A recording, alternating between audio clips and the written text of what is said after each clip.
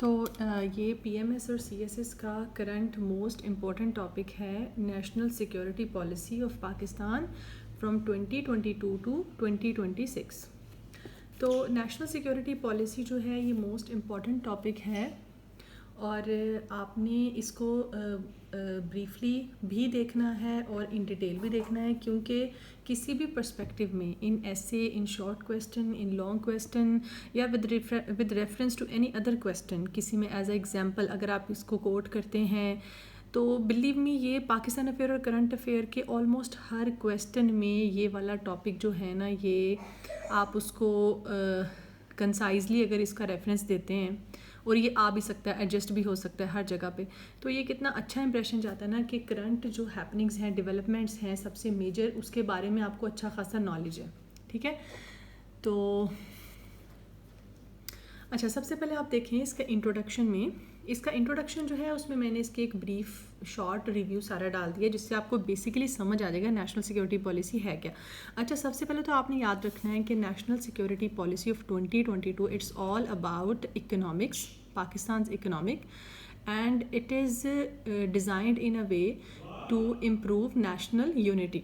ठीक है, अब नेशनल यूनिटी जो है पाकिस्तान की, वो क्योंकि पिछले कुछ अरसे में पाकिस्तान सबसे ज़्यादा जिन दो मसाइल से दो चार है, वो है इकॉनमी पाकिस्तान की और पाकिस्तान में बढ़ता हुआ एक्सट्रीमिज़म और इनटॉलरेंस।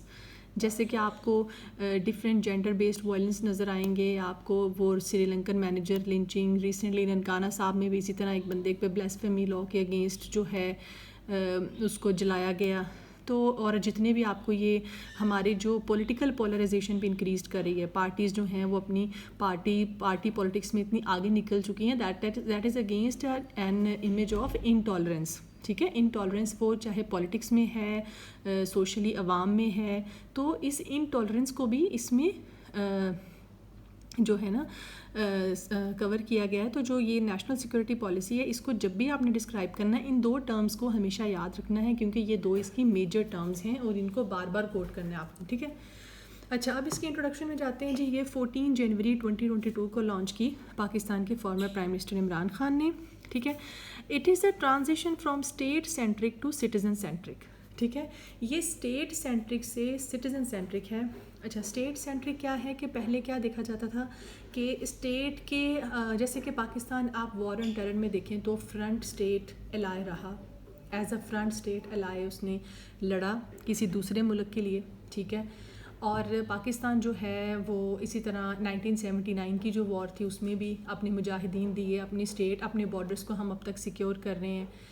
तो एक अब स्टेट लेवल से हटकर सिटीज़न सेंट्रिक, शहरी, जब आप शहरियों के तहफ़्फ़ुज़ात की बात करते हैं ना, या एक सिटीज़न सेंट्रिक नेशनल सिक्योरिटी देते हैं, तो उसमें फिर आपको अपने अदारे, अपने कल्चरल यूनिटी, अपने एजुकेशनल अदारे, अपने सरकारी दफातर, इन सब को सिटीज़न सेंट्रिक इस तरह से बनाना होता है कि शहरियों को रिस्पॉन्स फ़ौरन मिले हर सूरत हाल में। वो हंगामी सूरत, जैसे कि मरी वाला जो इंसिडेंट हुआ था, ठीक है, अब सिटीज़न सेंट्रिक जो स्टेट है वहाँ पर इस तरह की सूरत हाल के लिए प्रीपेयर्ड जो हैं वो इकदामात होते हैं। ठीक है, इस तरह की सिचुएशन को कंट्रोल करने के लिए। लेकिन अब तक हम अपनी स्टेट और सिक्योरिटी को लेकर आज तक इतने ज़्यादा हमारे तहफ़्फ़ुज़ात थे कि हम उसी को कवर कर रहे थे, और हमारी जो पॉलिसी है वो स्टेट सेंट्रिक थी, सिटीज़न सेंट्रिक नहीं थी। देखिए, सिटीज़न सेंट्रिक में क्या है, इंश्योरेंस मिलती है सिटीज़न्स को उनके हर नुकसान के तहफ़्फ़ुज़ात मिलते हैं, सिटीज़न को उनकी बेसिक नीड्स पर रिस्पॉन्स मिलता है, रिहेबिलिटेशन जल्दी मिलती है। हमारे यहाँ देख लें, जो 2005 में जिन इलाकों में अर्थक्वेक आया था, दे आर स्टिल जो है वो अंडर डेवलपमेंट है इतने अरसे बाद भी। Why? Because our national policy is not citizen centric, it's state centric. ठीक है, तो ये सब चीज़ें जो इसमें कवर होती हैं। अच्छा, ये बात मैं हमेशा कहती हूँ, फिर कहूँगी कि जब भी आपको कोई लेक्चर कवर करवाएगा, आपको किसी टॉपिक की अच्छी तरह से लर्निंग करवाएगा, तो कोई भी आपको पूरे पैराग्राफ हर पॉइंट पे नहीं दे सकते। जैसे कि अब ये ट्रांजिशन फ्रॉम स्टेट सेंट्रिक से सिटीज़न सेंट्रिक मैंने बता दिया। अब आप किसी का भी, मेरा या जी किसी का भी आप सुनते हैं, तो आपको उसको अपने वर्ड्स में कॉम्प्रीहेंड करना आना चाहिए। बिलीव मी, मैं जो बोल रही हूँ इसी को आप कंसाइज करके इस बुलेट के नीचे थोड़ा सा लिखेंगे कहीं पर भी, जब आपको इसका रेफरेंस देना है नेशनल सिक्योरिटी पॉलिसी का, that is more than enough. ठीक है। आप जो भी टॉपिक तैयार कर रहे हैं उस पर 1 से 2 वीडियोस जस्ट देख लें, 1 से 2 वीडियोस देख लें, उस पर बुलेट्स पॉइंट्स बनाएं और इन बुलेट्स पॉइंट को खुद से बोल के देखा करें कि इस बुलेट पॉइंट को मैं डिटेल में थोड़ा इसकी डिटेल ऐसे लिखूंगा, इस बुलेट पॉइंट की डिटेल ऐसे हो सकती है, ठीक है। बस ये सिंपल सा वे है टॉपिक्स को तैयार करने का। किसी भी टॉपिक पे बड़ी बड़ी बुक्स पढ़ने की, मोर देन 5 वीडियोस देखने की ज़रूरत नहीं है, इतना टाइम नहीं, आपको स्मार्टली चलना है, ठीक है। अच्छा, उसके बाद ये नेशनल सिक्योरिटी पॉलिसी क्या है? It is a transition from geopolitics to geoeconomics. अच्छा, अब तक हमारे जो है अगेन वही बात आ जाती है कि जियो क्या है? हमारी जियोग्राफिकल लोकेशन, हमारी वो ज़मीन जहाँ पे हम रह रहे हैं, हमारी लोकेशन। अब तक हम जियो पॉलिटिक्स के साथ जो है ना रन कर रहे थे अपनी स्टेट को, फिर चाहे वो हमें बहुत सी जगहों पर एज अ बफर स्टेट लड़ना पड़ा, बफर स्टेट हमने एग्जिस्टेंस दिखाई अपनी। लेकिन अब हमें क्या करना है? हमें जियो इकोनॉमिक्स बनना है, हमें इकोनॉमिक हब बनना है, पॉलिटिकल हब नहीं बनना, बफर स्टेट नहीं बनना। इकोनॉमिक हब बन के हम अपनी जियोग्राफिकल लोकेशन को इकोनॉमिकली भी उससे फ़ायदा उठा सकते हैं कि हमारी जो है हम गेटवे हैं टू सेंट्रल एशियन स्टेट्स, ठीक है। उन सब स्टेट्स तक जो है हम रसाई दें एज ए इकोनॉमिक हब, ठीक है। और हम जो है अपनी नेबरिंग कंट्रीज़ के साथ, चाइना, इंडिया, हमें जो नेबरिंग कंट्रीज़ मिली हैं they are very large democratic states, उनके लिए हम एक अच्छी मार्केट हैं और वो हमारे लिए एक अच्छी मार्केट है। तो हमें एक इकोनॉमिक हब अब बनना है, उसके साथ हमें स्ट्रेटेजिक पॉलिसीज़ के साथ हमें इकोनॉमिक हब बनकर चलना है, हमें मूव करना है टुवर्ड्स जियो इकोनॉमिक्स। जियो पॉलिटिक्स की गेम बहुत हो गई, ठीक है, उससे अब तक पाकिस्तान को कोई फ़ायदा नहीं मिला, ठीक है। अच्छा, और ये जियो पॉलिटिक्स ही है जिस तरह से अब तक हमें यूएस इस्तेमाल कर रहा है, डू मोर का मंत्रा, ये सब हम जियो पॉलिटिक्स की अभी तक उसमें थे। तो अब हमने ट्रांजिट करना है to geoeconomics, from hard politics to low politics, ठीक है। हार्ड पॉलिटिक्स दोबारा से वही है जिसमें, अच्छा, hard politics to low politics. Hard politics किसे कहते हैं? कि जब कोई स्टेट जो है वो अपनी नेशनल इंटरेस्ट को सिक्योर करती है, हमेशा सेव करती है, और national interest through military use या मिलिट्री असिस्टेंस, हम तो मिलिट्री असिस्टेंस के थ्रू अपने नेशनल इंटरेस्ट को सिक्योर करना, it is a hard politics. और लो पॉलिटिक्स कहते हैं जब आप अपने नेशनल इंटरेस्ट, ठीक है, अपने म्यूचुअल इंटरेस्ट को थ्रू इकोनॉमिकल कंसेंसस के ज़रिए या इकोनॉमिक टाइज के ज़रिए या कंसेंसस बिल्डिंग के ज़रिए उनको सॉल्व करते हैं, ठीक है। अपने इंटरेस्ट को, सिर्फ अपने नेशनल इंटरेस्ट को परसू नहीं करते, मिलिट्री असिस्टेंस पर डिपेंड नहीं करते, बल्कि आप हर जगह economic ties, consensus building, negotiations के साथ चीज़ों को हल करते हैं। दैट इज़ लो पॉलिटिक्स, ठीक है। तो हमें ट्रांजिट किया है हार्ड पॉलिटिक्स से लो पॉलिटिक्स में। फिर इस नेशनल सिक्योरिटी पॉलिसी में हमने ट्रेडिशनल सिक्योरिटी से नॉन ट्रेडिशनल सिक्योरिटी की तरफ ट्रांजिट किया है। अच्छा, एक तो non traditional security, it's a very important topic, individually separately इसको ज़रूर करना है आपने। ये एम्बेड होकर बहुत जगह पर इस्तेमाल होता है, इसके अलावा डायरेक्टली बहुत आता है पीएमएस में, ठीक है, डिफरेंट वेज में। तो national non traditional security threat वैसे भी एक बड़ा इंपॉर्टेंट कॉन्सेप्ट है, और नेशनल सिक्योरिटी पॉलिसी में तो अब ये बड़ा ही मेजर टॉपिक है, क्योंकि नेशनल सिक्योरिटी पॉलिसी जो है वो इसमें इसको बार बार डिस्कस किया गया है कि ट्रेडिशनल सिक्योरिटी से ट्रांजिट करके हम नॉन ट्रेडिशनल सिक्योरिटी की तरफ आए हैं। तो what is non traditional security? देखें, ट्रेडिशनल सिक्योरिटी क्या थी कि हमें डायरेक्ट वॉर का ख़तरा था, हमें अपने बॉर्डर सिक्योर करने थे, हमें फ़िज़िकली इंडिया हमारा पानी ना बंद कर दे, फ़िज़िकल जो हम पे कहीं पे वायलेंस या इस तरह के लाइन क्रॉस बॉर्डर क्लैशेस, ठीक है, ये सब चीज़ें जो फिज़िकली एग्जिस्ट करती थी, दैट इज़ ट्रेडिशनल सिक्योरिटी। लेकिन नॉन ट्रेडिशनल सिक्योरिटी थ्रेट में जो है ये आ जाते हैं, जैसे आप देखें क्लाइमेट चेंज, ठीक है। अब क्या करती हैं स्टेट्स जो हैं वो डायरेक्टली वॉर नहीं करती, अब डायरेक्ट वॉर्स नहीं होती, ठीक है। डिसइंफॉर्मेशन के ज़रिए इमेज ख़राब किया जाता है, कहीं पर एक्सट्रीमिज़म को हवा दी जाती है, ठीक है, इनटॉलरेंस जो है उसको इंक्रीज़ किया जाता है, जो है ना, मतलब वो सब चीज़ें जो कि डायरेक्ट एक वॉरफेयर में इंक्लूड नहीं होती, डायरेक्ट मिलिट्री वॉर नहीं होती, बल्कि अब जो है वो इस तरह की, इवन ये जो जैसे कोरोना, ये जो वबाएँ हैं, that is also a non traditional security threat. इससे हमें कूप कैसे करना है, ठीक है। तो अब जो है हमारी सिक्योरिटी में चीज़ शामिल की गई है कि हमें वो मेथड्स देखने हैं, वो प्रिवेंटिव मेजर्स अपने सामने रखने हैं जो कि हमें नॉन ट्रेडिशनल सिक्योरिटी थ्रेट्स को कवर करने में काम आए, ठीक है। अच्छा, ये तो हो गए नेशनल सिक्योरिटी पॉलिसी के मेन थीम कि इसने ट्रांजिट, इसमें क्या क्या मेन चीज़ें हैं। तो इसमें ट्रांजिशन है from state centric to citizen centric, from geopolitics to geoeconomics, from hard politics to low politics, and from traditional security to non traditional security. अच्छा, उसके बाद देखें फर्दर, इसको देखते हैं। Why it was imperative to formulate a comprehensive national security policy. ठीक है, ये जो क्वेश्चन है, इस क्वेश्चन का मतलब ये भी लिख सकते हैं या आप इसको इस तरह से भी लिख सकते हैं। सॉरी, ये जो क्वेश्चन है, why it was imperative to formulate a comprehensive national security policy. ठीक है, ये इम्पेरेटिव क्यों था कि ये नेशनल सिक्योरिटी पॉलिसी को रिफॉर्मुलेट किया जाता, या इसको हम चैलेंजेस भी कह सकते हैं। वो कौन से चैलेंजेस पाकिस्तान को दरकार थे जिसकी वजह से हमें ये कॉम्प्रिहेंसिव नेशनल सिक्योरिटी पॉलिसी बनाने का हमें इकदाम करना पड़ा। ठीक है, या इसको आप इस तरह से भी लिख सकते हैं, circumstances that led to the formulation of national security policy. वो सर्कमस्टांसेस जिनकी वजह से ये नेशनल सिक्योरिटी पॉलिसी जो है वो फॉर्मुलेट की गई। ठीक है, इसमें क्या है, ये एक बड़ा इम्पॉर्टेंट है क्योंकि इसमें वो सारे सर्कमस्टांसेस भी आप एक नज़र डाल लेते हैं, उन पे व्यू कर लेते हैं जिनसे पाकिस्तान पिछले कुछ अरसे में घिरा हुआ था, जिसकी वजह से हम ग्रेजुअली इस सिक्योरिटी पॉलिसी की तरफ आए। वो क्या थे? Pakistan inclusion in FATF grey list. Pakistan जैसे कि पिछले कुछ अरसे से FATF की ग्रे लिस्ट में था और उससे निकलने के लिए बहुत सी रिस्ट्रिक्शंस थी, उस पर बहुत से इकदाम कर रहा था और फिर ग्रे लिस्ट से निकल कर उनके पॉइंट्स पे पूरा नहीं उतर रहा था, तो वो हमें काफ़ी अर्सा लगे और फाइनली हम 2022 में निकल आए।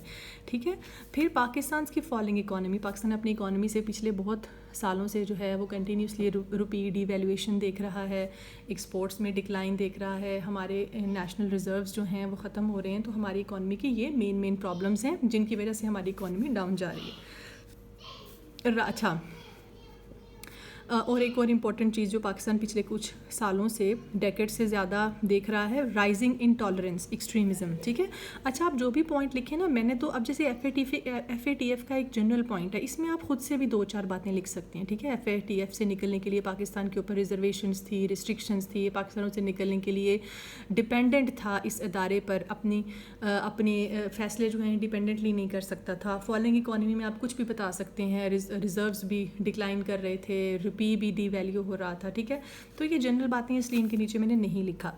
इसी तरह राइजिंग इंटॉलरेंस भी जब आप लिखेंगे कि ये पाकिस्तान का एक उन फैक्टर्स में से है जिसकी वजह से हमें नेशनल सिक्योरिटी पॉलिसी फॉर्मुलेट करनी पड़ी, तो जब आप ये लिखेंगे कॉज, तो इसको भी आप कुछ एग्जांपल देनी पड़ेगी ना आपको, कि आपको बताना पड़ेगा कि राइजिंग इंटॉलरेंस वाकई था भी या नहीं।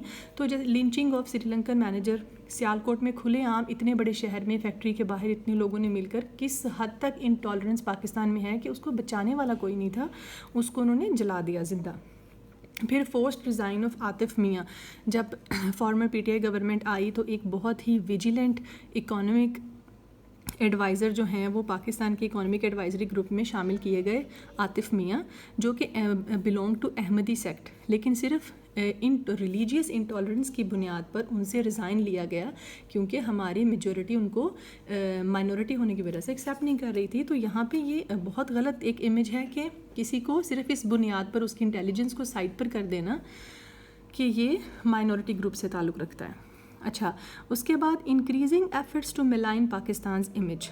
बहुत इंटरनली भी और एक्सटर्नली भी ऐसी एफर्ट्स बहुत ज़्यादा हो रही थी जिनसे पाकिस्तान का इमेज मिलाइन हो रहा था। किन वेज़ में हो रहा था कि आपने पिछले कुछ अरसे में देखा होगा कि negative rhetorics against state institutions, Pakistan के जो स्टेट इंस्टीट्यूशंस हैं, मिलिट्री हो गया, पार्लियामेंट हो गया, जुडिशरी हो गया, उसके अगेंस्ट जो है वो बहुत ज़्यादा नेगेटिव न्यूज़ जो हैं वो अब ज़्यादा गर्दिश में आ गई। नो डाउट सोशल मीडिया अब आज़ाद है, मीडिया वैसे भी, इलेक्ट्रॉनिक मीडिया भी ज़्यादा आज़ाद है, ये भी उसकी वजह है। लेकिन पाकिस्तान के स्टेट इंस्टीट्यूशंस के बारे में पिछले एक डेकेड में जो नेगेटिव इमेज परसेप्शन बना है पूरी दुनिया का, वो इससे पहले नहीं था।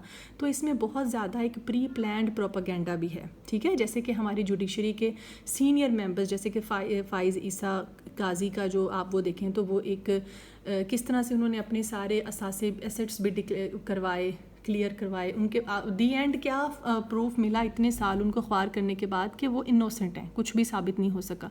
तो इस तरह के सीनियर मेंबर्स और इंस्टीट्यूशंस के जब उनको इस तरह से सरेआम उनको प्रोमिनेंट किया जाता है, उनको एक्यूज़ किया जाता है, तो इससे आपके स्टेट इंस्टीट्यूशंस जो हैं ना अगेन वो उन पर ब्लेम आता है, ठीक है। इसी तरह हमारी मिलिट्री बहुत उसमें है पिछले कुछ अरसे से। अच्छा, कॉन्स्पिरेसीज अगेंस्ट स्टेट प्रोजेक्ट्स, इसी तरह जो प्रोजेक्ट स्टेट ने शुरू किए हुए थे, वो CPEC हो गया, बेनज़ीर इनकम सपोर्ट के बारे में, वो उस पर इतनी ज़्यादा अफवाहें और मिसकंसेप्शंस बना दिए गए कि इसमें बेनज़ीर इनकम सपोर्ट के नाम पर सिंध हुकूमत बहुत पैसा खा रही है, ये सारा जो है करप्शन है, CPEC जो है इसके नाम पर हम चाइना के ग़ुलाम बन गए हैं, आने वाले वक्तों में ये एक किस्म की ईस्ट इंडिया कंपनी है, हम चाइना हमारे ऊपर हुकूमत करेगा। तो इस तरह के मिसकंसेप्शंस बहुत ज़्यादा फैलाए गए, ठीक है। So that is the increasing efforts to malign Pakistan's image. फिर accusations of terrorist sanctuaries, Pakistan पर इंटरनेशनल लेवल पर ये इल्ज़ाम लगाए गए कि यहाँ पर USA ने ऑन ईयर लगाए कि पाकिस्तान जो है वो टेररिस्ट को सेंचुरीज़ देता है, बना देता है, ठीक है। इसके अलावा वो सर्कमस्टांसिस कौन से हैं जिनकी वजह से नेशनल सिक्योरिटी पॉलिसी जो है वो वक्त की ज़रूरत थी। डिटेरियोरेटिंग सिक्योरिटी सिचुएशन, पाकिस्तान में सिक्योरिटी सिचुएशन बुरी तरह ख़राब हो रही है पिछले कुछ डेकेड से। जैसे कि एग्जांपल आप देखें, वर्स्टनिंग रिलेशंस विद इंडिया के साथ जब से उसने कश्मीर में वो 370 आर्टिकल जो है उसको ख़त्म किया है, तब से हमारे इंडिया के साथ डायरेक्टली हमारे रिलेशन बिल्कुल ख़राब हैं, बहुत वर्स्ट हैं, ठीक है।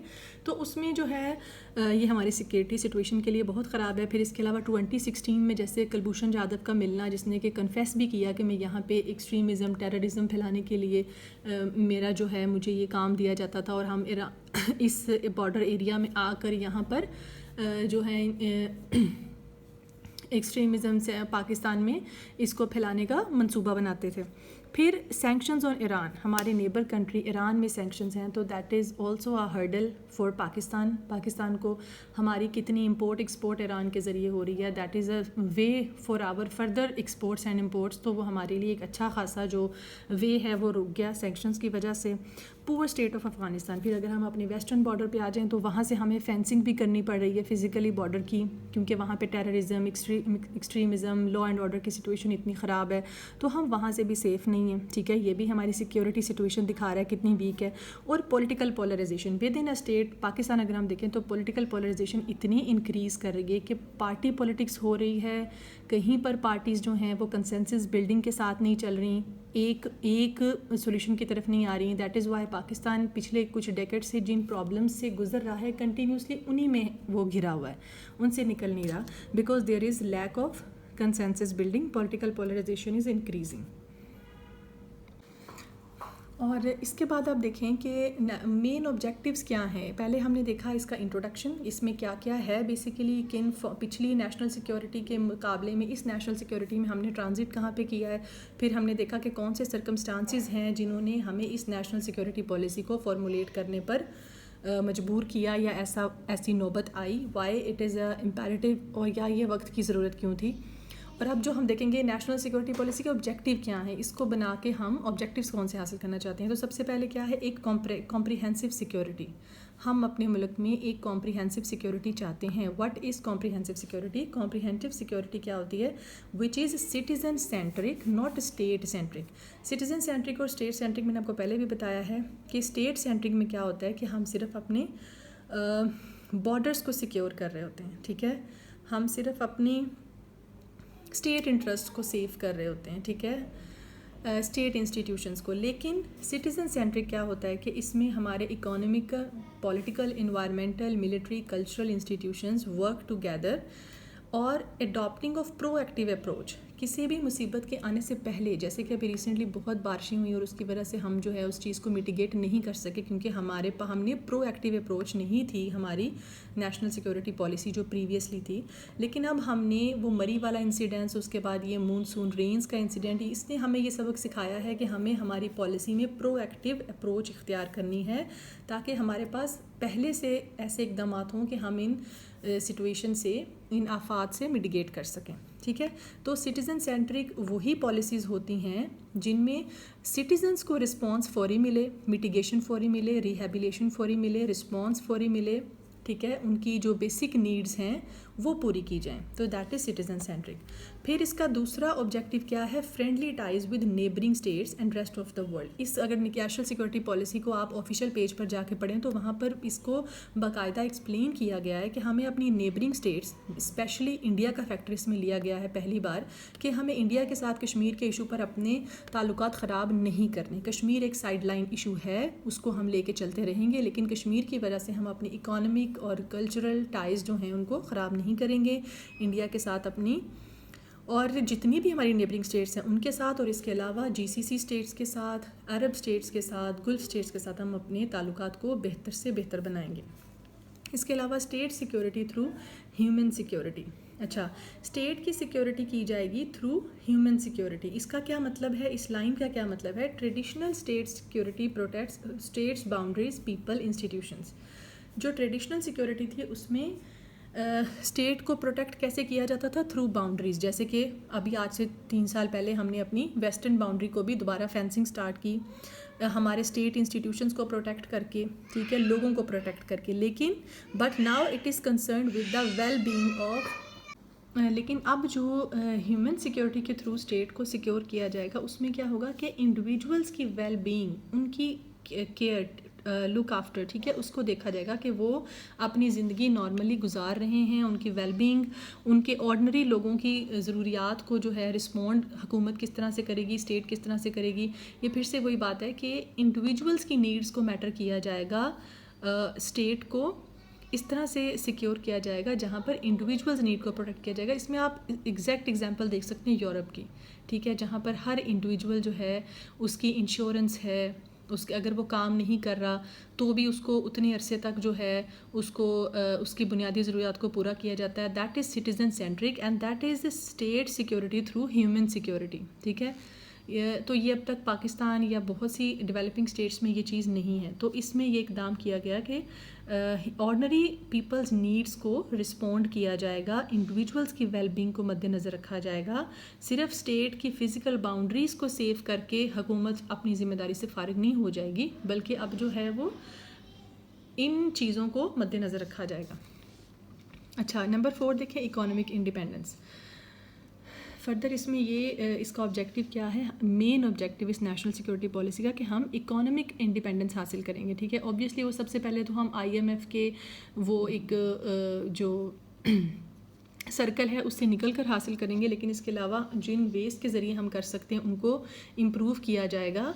जैसे कि एक टैक्स बेस आपने कुछ अरसे में देखा है बहुत ब्रॉड कर दी गई है, बहुत सी चीज़ों पे जिन पे पहले टैक्स नहीं था लगा दिया गया और जिन पे था उन पर बढ़ा दिया गया। सो that is a part of national security policy के टैक्स बेस को ब्रॉडन किया जाएगा, एक्सपोर्ट्स को एक्सपेंड किया जाएगा। पाकिस्तान की जो ऑलरेडी एक्सपोर्ट है उसको एक्सपेंड करके भी हम अपनी इकोनॉमिक इंडिपेंडेंस हासिल कर सकते हैं। ह्यूमन डेवलपमेंट इंक्रीज़ की जाएगी। ये अगेन सिटीजन सेंट्रिक जो है अप्रोच है, जहाँ पर ह्यूमन डेवलपमेंट पर काम किया जाएगा, उन सब फैक्टर्स को इम्प्रूव किया जाएगा जो ह्यूमन डेवलपमेंट में, उसकी पर कैपिटा इनकम, उसकी हेल्थ इंश्योरेंस, ठीक है, उसका कंज्यूमर जो है कंज्यूमर प्राइस, ठीक है, इन सब को देखा जाता है। तो इन सब रिसोर्सेज को इकट्ठा करके इन सब फैक्टर्स पर ह्यूमन डेवलपमेंट जो है वो मैटर करती है, ठीक है। तो अब क्या है कि इकोनॉमिक इंडिपेंडेंस हासिल करने के लिए इसके अंदर उन सब वेज को भी डिक्लेयर किया गया है जिनके ज़रिए इकोनॉमिक इंडिपेंडेंस हमारी स्टेट हासिल कर सकती है, ठीक है। और उन सब फैक्टर्स को इम्प्रूव करने के लिए क्या इकदाम किए जाएंगे वो भी इसमें लिखा गया है, ठीक है। फिर इंटरनल स्टेबिलिटी, इसके अंदर क्या इसका मेन ऑब्जेक्टिव है इस सिक्योरिटी पॉलिसी का कि इंटरनल स्टेबिलिटी को कायम किया जाएगा। वो कैसे कायम होगी, ensuring equitable distribution of resources. हमारे अंदर इंटरनल स्टेबिलिटी क्यों नहीं है, क्योंकि नेशनल यूनिटी नहीं है। नेशनल यूनिटी क्यों नहीं है, क्योंकि रिसोर्सेज की इक्वल डिस्ट्रीब्यूशन नहीं है। बलूचिस्तान जो है सबसे ज़्यादा वहाँ से आपको एक्सट्रीमिज़म नज़र आता है। वो पाकिस्तान की हुकूमत जो भी प्रोजेक्ट्स जो भी शुरू करती है, अब देखें चाइनीज़ लोगों पर, चाइनी एम्बेसीज़ पर, चाइनी वर्कर्स पर सबसे ज़्यादा वो बलूचिस्तान लिबरेशन ग्रुप जो है वो हमले कर रहा है, ठीक है। वो उसकी ज़िम्मेदारी भी कबूल कर लेता है। अब उनका मसला क्या है, पहले पहले दिन से कि हमारे रिसोर्सेज सुई गैस हमसे लेकर हमारे रिसोर्सेज यूज़ करके हमें उस पर लॉयल्टी नहीं दे रही हुकूमत, ठीक है, और हमसे ही गैस पूरे मुल्क में जा रही है और हमें नहीं मिल रही, ठीक है। तो ये इक्वल डिस्ट्रीब्यूशन ना होने की वजह से। फिर fencing western border, internal stability के लिए ज़रूरी है कि अपने बॉर्डर्स को सिक्योर किया जाए। तो बॉर्डर्स जो हैं वो जहाँ जहाँ से भी ख़तरा है, फ़िलहाल वेस्टर्न बॉर्डर फेंस हो रहा है, लेकिन हर उस बॉर्डर की फेंसिंग ज़रूरी है जहाँ से ख़तरा लाहक है, जिसकी वजह से इंटरनल स्टेबिलिटी को ख़तरा लाहक है। उसके अलावा stable and symmetric civil military relations, internal stability के लिए बहुत ज़्यादा ज़रूरी है कि सिविल मिलिट्री रिलेशंस जो हैं वो स्टेबल हो, सिमेट्रिक हो, स्मूथ हों, ठीक है। रिस्पॉन्सिव इंस्टीट्यूशंस, वो इंस्टीट्यूशंस जिसने आम आवाम के मसाइल को रिस्पॉन्स करना है, उनके साथ इंसाफ करना है, वो कोर्ट हैं, लेजिस्लेशन है, लेजिस्लेटिव अदारे हैं। तो ये जो स्टेट इंस्टीट्यूशंस हैं इनका रिस्पॉन्सिव होना बहुत ज़रूरी है, इनको रिस्पॉन्सिव बनाना बहुत ज़रूरी है। उसके बाद अलावा capacity building of law enforcement agencies. अच्छा, लॉ इन्फोर्समेंट एजेंसीज़ कौन सी हैं? अच्छा, हमारी पुलिस, हमारी FIA, हमारी NAB, इसके जितनी भी लॉ इन्फोर्समेंट एजेंसीज़ हैं उनमें कैपेसिटी बिल्डिंग, ठीक है, कि किस हद तक जो है वो लॉ उनके हाथ में है, कितना जो है वो उसको इस्तेमाल करेंगे, ट्रांसपेरेंटली इस्तेमाल करेंगे, अपने जो कानून उनके पास है उसकी वायलेशन नहीं करेंगे, उससे एक्सीड नहीं करेंगे। जैसा कि पिछली कुछ हुकूमतों में आपने देखा है कि जो है वो इन अदारों के ज़रिए जो है वो अपनी पावर्स को एक्सीड किया गया, एक्स्ट्रा यूज़ किया गया, जिसकी वजह से ऑपोजिशन और पॉलिटिकल पोलराइजेशन बहुत ज़्यादा हो गई, ठीक है। तो इन अदारों को अल्टीमेटली स्टेट के अंडर ही रहना चाहिए, वरना state with in a state वाला कॉन्सेप्ट जो है वो फिर नज़र आता है, वहाँ पर कभी भी इंटरनल स्टेबिलिटी नहीं आती। तो कोई भी अदारा लॉ इन्फोर्समेंट एजेंसी जो है वो जितने इख्तियारात उसके पास हैं, जो कैपेसिटी है वो उससे एक्सीड नहीं करेगी, ठीक है, उसको उसकी लिमिट में रखना, जितना उसका बनता है उतना ही। तो इसके लिए भी इकदाम किए जाएंगे। तो नेशनल सिक्योरिटी पॉलिसी के ये सारे मेन ऑब्जेक्टिव्स हैं। चलें एक दफ़ा दोबारा से इसको रिव्यू कर लेते हैं ताकि अच्छे से हमें ये एटलीस्ट किसी को बताना आ जाए कि what is national security policy. So it is a transition from state centric to citizen centric, it is a transition from geopolitics to geoeconomics, from hard politics to law politics। Hard politics मैंने आपको बताया था जिसमें सिर्फ national interest को through military assistance, through power हम use करते हैं, थ्रू पावर हम कंट्रोल करते हैं। लेकिन लॉ पॉलिटिक्स का है जहाँ हम पावर नहीं बल्कि कंसेंसस बिल्डिंग, इकोनॉमिक टाइज के ज़रिए हम उसको सॉल्व करते हैं। Traditional to non traditional security, ठीक है। और फिर वो सर्कमस्टांसिस या चैलेंजेस जिसकी वजह से इस सिक्योरिटी पॉलिसी को फॉर्मुलेट करना पड़ा वो क्या थे? पाकिस्तान पिछले बहुत से अरसे से FATF की ग्रे लिस्ट में था, पाकिस्तान की फॉलिंग इकॉनमी, पाकिस्तान में राइजिंग इंटॉलरेंस जिसकी एग्जांपल्स मैंने यहाँ लिखी हैं, पाकिस्तान पे increasing efforts on international and national level to malign Pakistan image, ठीक है। Deteriorating security condition in Pakistan, वो हमारे रिलेशंस की वजह से, नेबरिंग रिलेशंस की वजह से, हमारी पॉलिटिकल पोलराइजेशन की वजह से। इसके अलावा इस नेशनल सिक्योरिटी पॉलिसी के ऑब्जेक्टिव्स क्या हैं, ठीक है। तो इसके ऑब्जेक्टिव क्या है? एक कॉम्प्रिहेंसिव सिक्योरिटी अचीव करना। वो कॉम्प्रिहेंसिव सिक्योरिटी कैसे अचीव होगी? जब that is based on citizen centric not state centric. और वो कैसे होगी? जब हमारे तमाम अदारे एक साथ काम करेंगे, ठीक है। ऐसा नहीं है कि मिलिट्री इस्टेब्लिशमेंट जो है वो उसका एक अपना कॉन्स्टिट्यूशन है, एक अपना प्लान है, एक अपना वे आउट है, हमारी जो अदलिया है उसका अपना हो, इन्वायरमेंट हमारे अपनी असूलों के साथ चले। इन सब अदारों को साथ बैठकर काम करना होगा, कंसेंसस बिल्डिंग करनी होगी और प्रोएक्टिव अप्रोच इख्तियार करनी होगी हर अदारे को, ठीक है।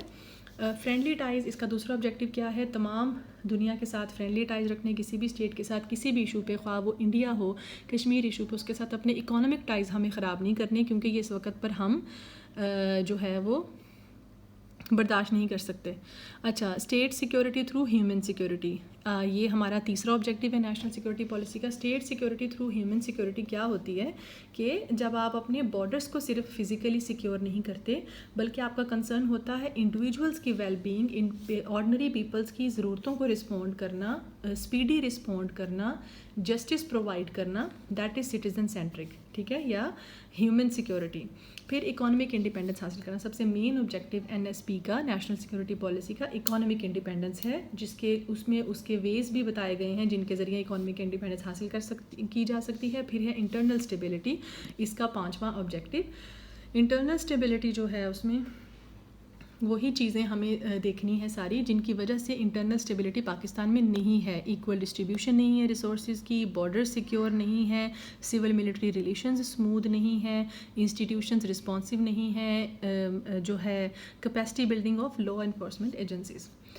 तो मुझे उम्मीद है कि आप लोगों को समझ आई होगी, और अगर समझ आती है तो प्लीज़ कमेंट्स में ज़रूर बताया करें। ठीक है, थैंक यू।